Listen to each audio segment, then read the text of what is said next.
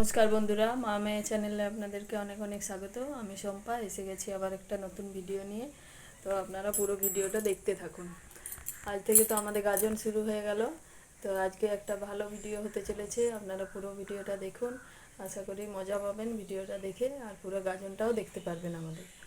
আর সোনাতে এইমাত্র ঘুমিয়ে উঠলো, সকালে একবার ঘুম হয়ে গেল, ওই জন্য এখন চুপচাপ ঘুম থেকে উঠেছি বলে।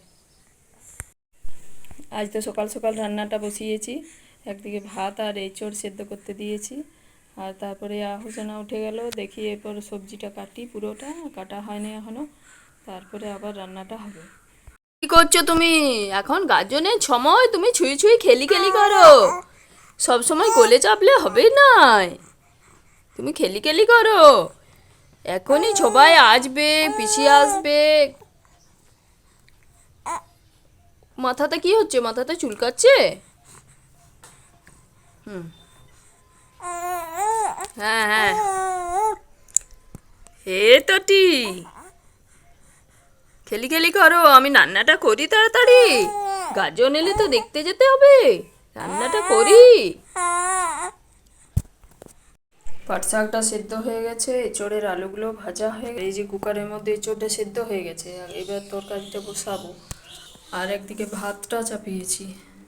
দেখি এরপর ঐশী আর রাহেলি কি করছে। ঐশী আর রাহেলি কি করছে একবার দেখে আসি।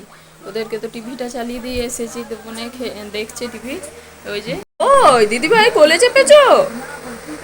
আউশোনা, দিদি ভাইয়ের কোলে চেপেছো? অনেকক্ষণ দেখতে পাও নাই দিদি ভাইকে। কই দেখি তোর হাতটা কেমন মেহেন্দিটা উঠেছে। বাহ, ভালো হয়েছে। আর বুনুর হাতে কই? বুনু মেহেন্দি কই? তুমি মেহেন্দি লাগাওনি? দিদিভাই লাগিয়েছে। বাবার পাট তো বেরিয়ে গেছে, চলে আসছে ওই যে ঢাকের আওয়াজ। তো আমরা এখন যাই গাজন দেখতে। কার কোলে চেপেছো?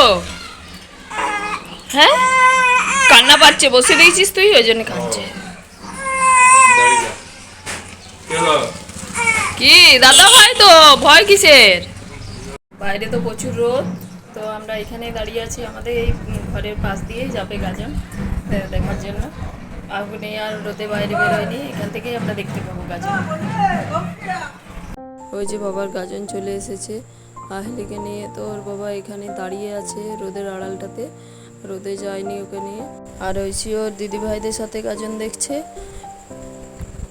এই যে বাবার পাট এখানে এসে দাঁড়িয়েছে, সবাই দাঁড়িয়ে আছে বাবার পাটে ফল দেবে বলে। প্রচণ্ড রোদ, গরম, রোদটা অতটা না দিলেও গরমটা খুবই আছে, মেঘলা মেঘলা আছে একবার করে, ওই জন্যে গরমটা দিয়েছে প্রচুর।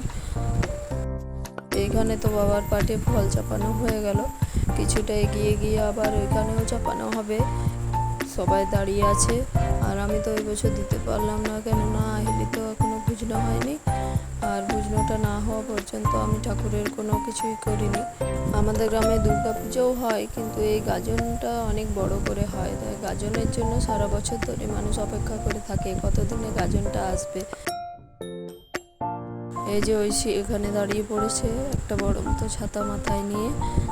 পুরো গাজনটাতে তো ঢাক বাজছে, তো ঢাকের আওয়াজটা এসেছে, তার জন্য আমি আওয়াজটা দিতে পারিনি। তাই বাড়িতে আবার আমাকে ভয়েস ওভার দিতে হচ্ছে। আমি জানি না ঢাকের আওয়াজে কপিরাইট আসে কিনা। এখানেও তো বাবার পাটে সবার ফল চাপানো হয়ে গেল, তো এবার যাবে পুকুরে স্নান করাতে বাবার পাটকে। আর আমরা সব মেয়েরা মিলে এখানে পাটে সিঁদুর নিয়ে সবাইকার কপালে পরিয়ে দিচ্ছি। এই যে আমিও আছি, আহলিকে ওর বাবার কাছে রেখে এসেছি, রোদের জন্য ওকে আর আনিনি এখানে। ঐশীরা অন্য বছর যায় বাবার পাটের সঙ্গে পুকুরে, কিন্তু এবছর প্রচণ্ড রোদ, গরম, আর যায়নি, এখানে দাঁড়িয়ে পড়েছে। আর আমিও বললাম যে ঐশীকে যে বাড়িতে চল, গিয়ে পরে খাওয়া দাওয়া করবি, অনেকক্ষণ রোদে রোদে বেরিয়েছে। আজকের মতো তো গাজন হয়ে গেছে দিনের বেলাতে, আবার কালকে গাজন আসবে। তো এখন সন্ধ্যা হয়ে গেছে, ঐশী ওর পিসি সবাই মিলে গেছে শিব মন্দিরে প্রণাম করতে। আর আহেলির শরীরটা তো বেশ ভালো নেই, তার জন্য আমি যাইনি, বাড়িতেই আছি। তো আজ আর ভিডিওটা বড় করছি না, এখানেই শেষ করছি। আপনারা পুরো ভিডিওটা দেখবেন, লাইক শেয়ার কমেন্ট করবেন, আর অবশ্যই চ্যানেলটি সাবস্ক্রাইব করবেন। ধন্যবাদ বন্ধুরা।